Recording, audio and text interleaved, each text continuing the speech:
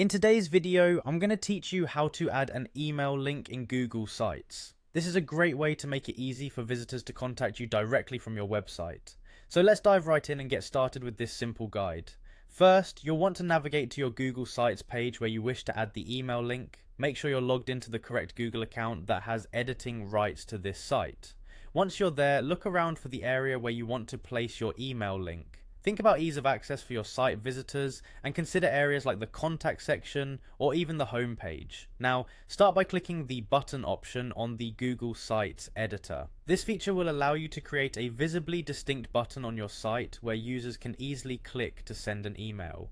Picture it like a call to action button that grabs the visitor's attention and encourages them to reach out to you. As you click the button option, you'll see a dialog box pop up.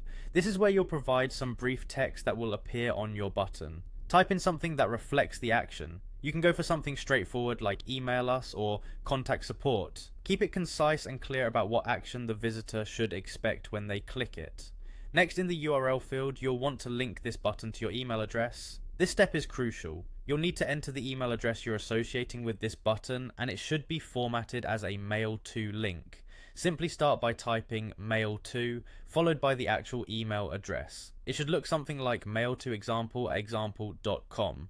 This syntax ensures that clicking the button will initiate an email action in the visitor's default mail client, directing them right to your inbox. After you've carefully filled in these details, take a quick moment to review your entries. Ensuring accuracy here is vital. Once you're confident everything looks good, click on the Insert button.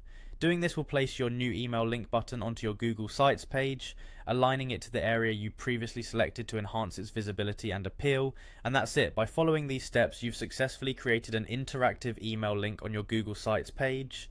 Feel free to check it by clicking the button yourself to ensure it directs correctly to your email. This simple addition will enhance the way visitors can connect with you, making communication smoother and more professional. Don't forget to publish your changes once you're done so the new link is live and ready for your site visitors. Thanks for following along with this guide and enjoy the benefits of streamlined website interactions with your audience.